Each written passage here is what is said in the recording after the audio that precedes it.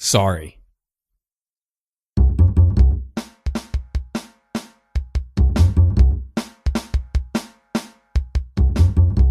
When you woke up this morning, did you purposely say, I'm going to confine myself to a box? Or do you just avoid putting any conscious thought into today? When you're busy going at it, literally or figuratively, do you ever find yourself pausing for a moment to realize what's going on? Or are you just reacting? When you hear the saying, may I have your attention please, do you continue as you were, or do you consider the information you're about to receive might actually be valuable? When I was growing up, my mother used to ask me to do things, and sometimes her reasoning was, because I said so. Looking back, I wish perhaps I took the time to pause, think, and consider the ramifications of my choices. Good Friday to you. Today is Friday, September 23rd, 2016. This is episode number 10 of Pause, Think, Consider. I want to thank everybody for taking the time to listen today.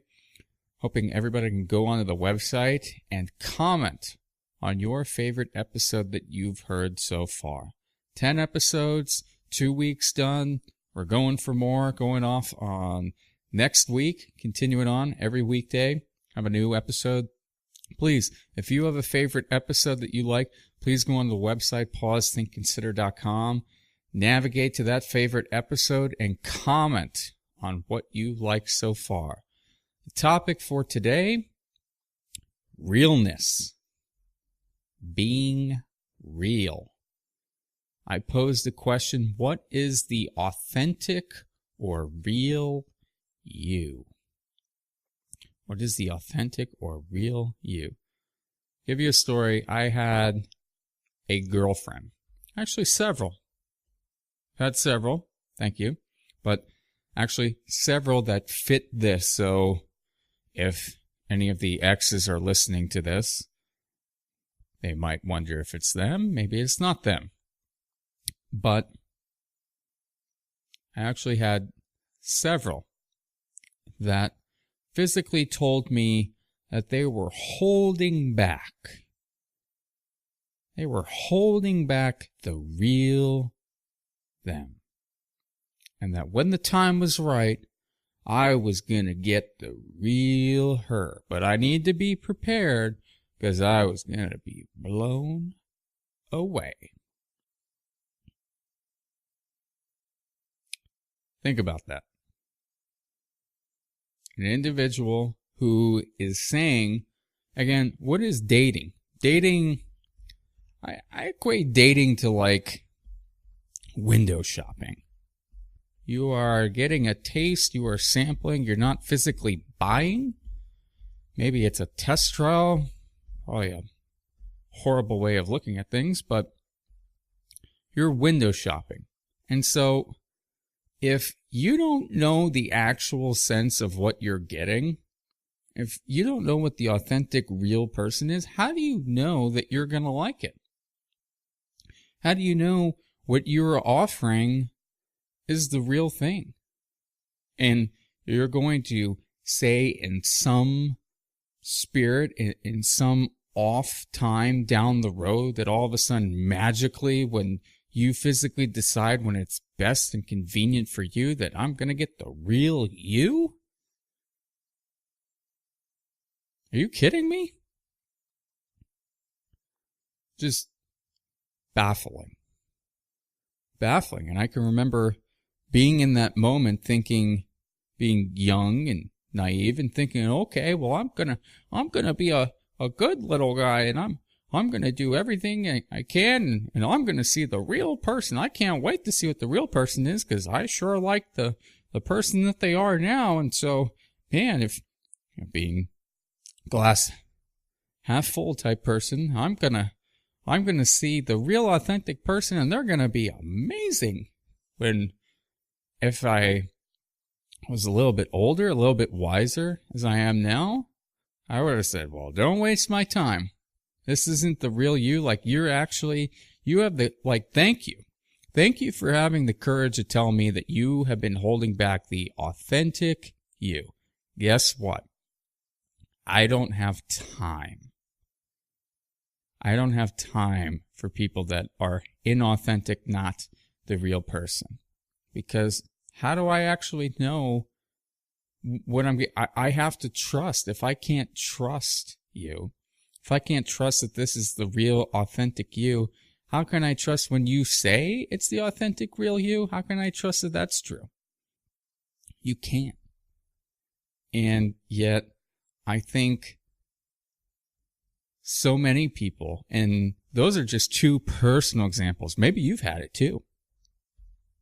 Maybe you've had, and there's been lots of movies, spy movies, read articles about individuals that haven't, my husband, my wife, my kid, whatever, turned into a monster, and I had no idea. I never knew that this was something changed in them and what have you, and potentially that's true. Things can happen, but I also think a lot of people don't share the real you. You don't share the real you. You're not your authentic, real self.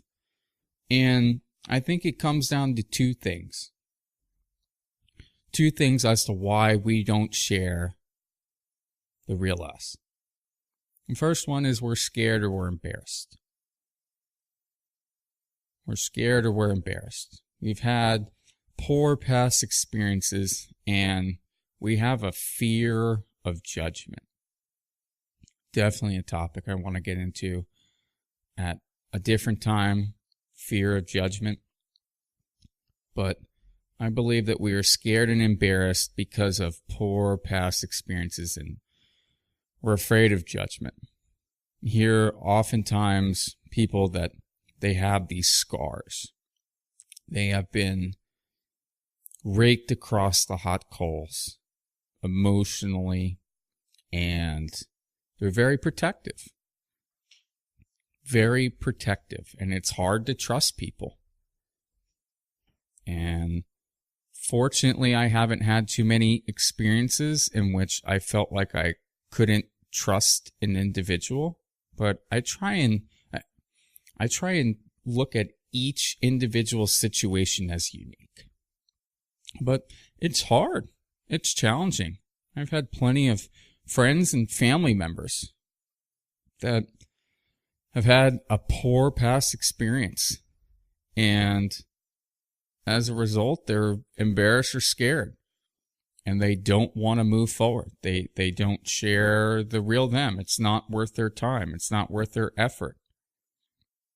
And they fear that judgment of other people that they love, of family members, of society, socially. I can remember in high school and wanting, as I've mentioned before, wanting everybody to accept me. And it was interesting because I would have different mannerisms, and I often would call myself a chameleon. A chameleon in the sense that it didn't matter what group I was a part of, I could I could transform myself into a manner in which I was accepted. And I can remember the term frickin'. I had a basketball coach, a JV basketball coach I was the manager for, and he always used the word frickin'. Frickin' this, frickin' that. And I just adopted it, I guess. Just do as the Romans do. That was a word he used all the time. And I can remember my mom just absolutely losing her mind on me for using frickin'. Where'd you get this word frickin' from? Frickin' this, frickin' that. Well, don't use it. But in being that chameleon, I wanted to be accepted. I had this fear of being judged, of not being accepted by the jocks, not being accepted by the musicians group, not being accepted by the Japanese National Honor Society. And so it wasn't my true self. It was a different Jesse Liebman in each one of those situations. There's portions of it that were me, but it wasn't authentic. And I have a lot of respect for people that no matter what situation they go into, it's just them. It's purely them. They're the same no matter who's around, what's around. It's great. It's great. And I have a lot of admiration for people that can do that. Even in having the self-awareness and knowing that I have this chameleon ability, it's definitely decreased. Certainly decreased. But there are still situations that I maybe temper myself. And I don't necessarily share the 100% true, real, authentic self because of fear of mainly judgment from other people. And I don't want to embarrass the other individuals I'm around or among, and potentially it's just not appropriate. And there's the other people that they've had poor past experiences. They've been burned time and time again. And so they're scared. They're scared they're going to get burned again. They're embarrassed by what they've gone through. And they don't want that judgment from you. So it's being able to build up that rapport, build up that trust, build up the courage. It's really a courage thing. Building up that courage to share the real, authentic you.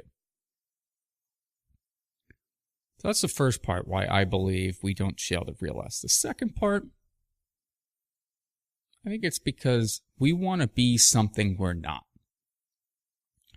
We want to be something that we are not. I've used the saying before, you do you. You do you. For a lot of people, they don't have the ability. They don't have the capacity to actually be a certain type of person or be and accomplish something that they've always wanted. And so they don't share the real them because they want something that they possibly can't be. They want something that is just, it's not in the cards. The deck that they were dealt, it's not possible. And they're not willing to accept that. They're a dreamer. They're dreaming big. Anything is possible, as Adidas would say. Anything is possible. Or impossible is nothing, I believe is a slogan. And they want something that they're not. And so as a result, you hear not necessarily impersonators, but gosh, I just wish that person was real. I've got a couple buddies in my circle, in my squad, that just a damn kiss ass. If we're being real right now, if we're being truthful, they're just a damn kiss ass. And I get on them all the time. Like, dude, just be you. You do you. Oh, well, I don't know. They're scared. They're embarrassed of that judgment, but, or they want to be something that they're not. But just brown nosers. Hear it all the time. It's like, look, if you're an asshole, just be an asshole. For goodness sakes. You know, just be an asshole. But we want to be something that we're not. So how can we improve on our authenticity individually? How can we be more real? And I alluded to a few of these in talking about why we don't share the real us, but 3 things in my opinion. Number 1, we need to do a soul search. And I used this term before, an internal audit. I was corrected. It is an internal review, not an audit. Poking a little fun. Hopefully this person actually listens to the podcast and they'll hear me poking fun at them, but an internal review. And we've talked about previous episode, actually the second episode, go back and look at it, on self-awareness. We need to have some self-awareness. In order to improve our authenticity, we need to be self-aware. We need to do that soul searching, do that internal review, and figure out who we actually are. And this could be, man, it could take years. It's not necessarily something that goes on overnight, which is where just being real with yourself. How can you be real with other people if you can't be real with yourself? It starts within. And you have to figure out, you have to determine what is the real you. What is the real you? And taking out, casting aside any sort of embarrassment or fear. Maybe you've been burned before, those past experiences. Cast aside that judgment and just be something, just be you. Just be you, but you have to figure out who you are. If you don't know who you are, if you can't write it down on a piece of paper, it doesn't matter what your friends think you are. No, what do you think you are? Not what you want to be, but what are you? Who are you?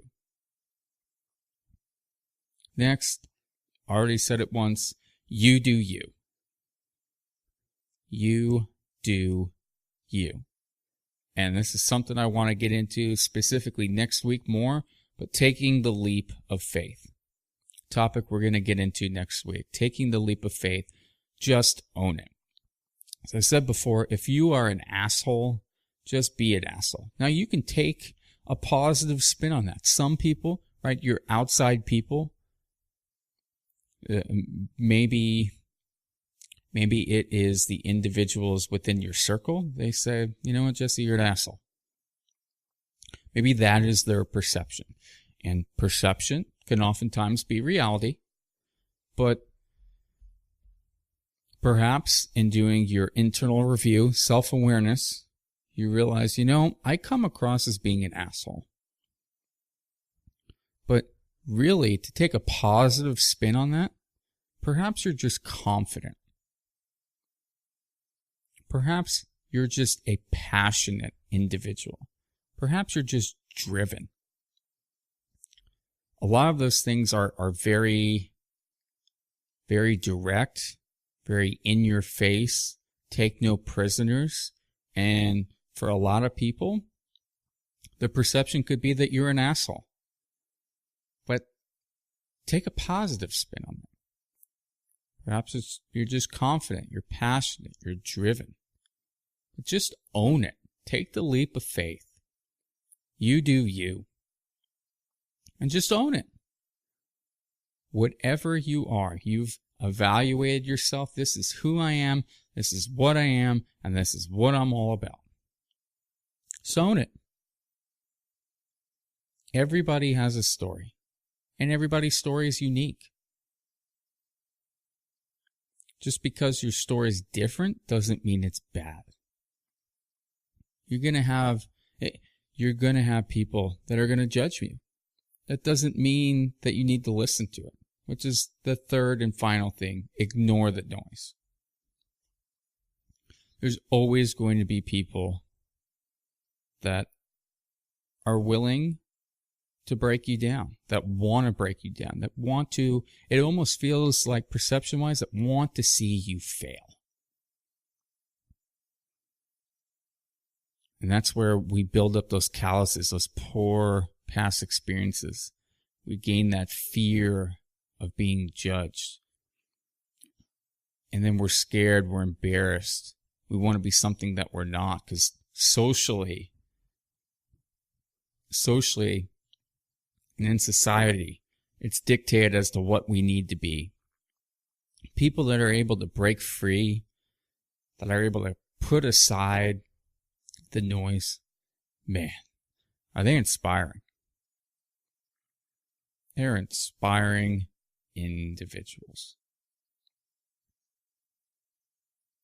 I've seen a handful of people that are like that. Handful of people over the years, and they are breathtaking.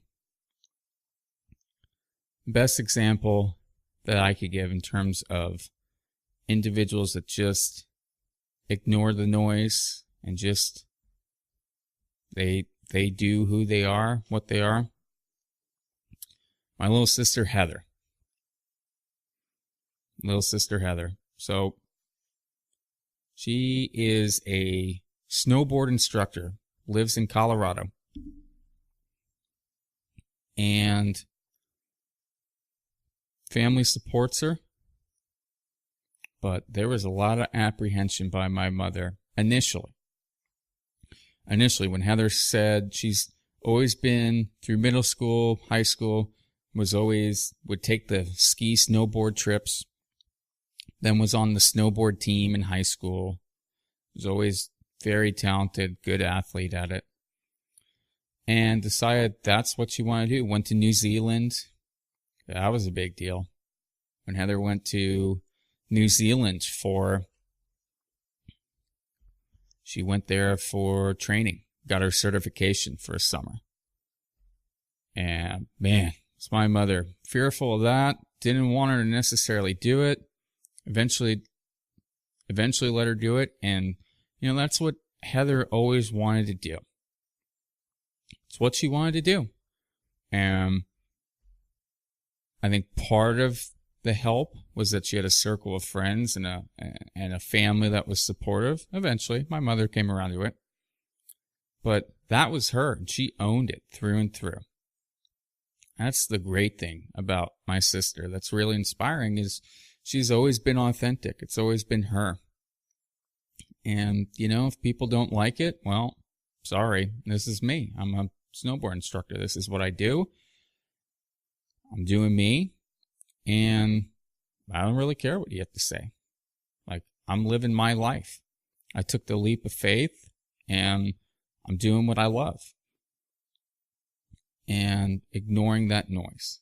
And it is a great example of accomplishing those dreams, accomplishing those goals that you have by having that internal review, that soul searching, figuring out what it is you want to do, just owning it, going for it, and then blocking out any and everything else. That allows you to be the authentic, real you. And if you're able to be that authentic, real you, you're going to be accepted so much more. You're going to have, yes, maybe you're going to get burned here and there. You've got those poor past experiences, that judgment. Maybe you want to be something else. Just be you. You can be successful. You can be successful. You can enjoy life. You can get beyond those poor experiences. You can get past that judgment, block it out, continue. So in recap, we talked about and posed the question, what is the authentic, real you?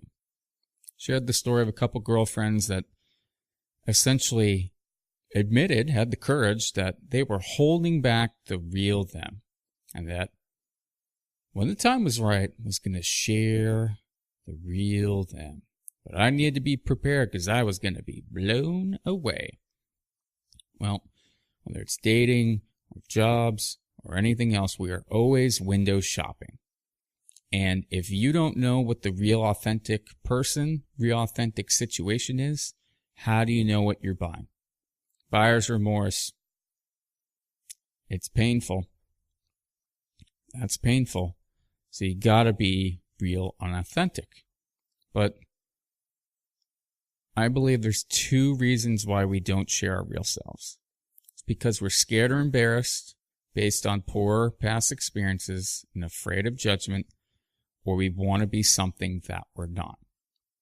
So to improve our authenticity and to become as real as humanly possible, we got to do an internal review, some soul searching, leveraging our self-awareness to figure out who we are, what we are, and why we want to do what we want to do. Making a personal commitment to you do you, just owning who you are, taking the leap of faith. If you're an asshole, be an asshole, or take the positive spin on it, whereas other people might perceive you as being an asshole, but it's because you're confident, you're passionate, and you're driven. And that would essentially say maybe you're in the wrong circle. Maybe you need to find other people that are confident, passionate, and driven. So then you're around people like that. So then your circle now believes, no, he's just motivated, instead of, no, he's an asshole. And through, ignore the noise. Cast aside that noise, put it away. Focus on what it is that you want to do. You do you, own it, and take the leap of faith. I want to thank everybody for listening today. Please check out the website, pausethinkconsider.com/realness. Please don't forget to go onto the website, comment on your favorite episode you've heard so far. Maybe it's this one.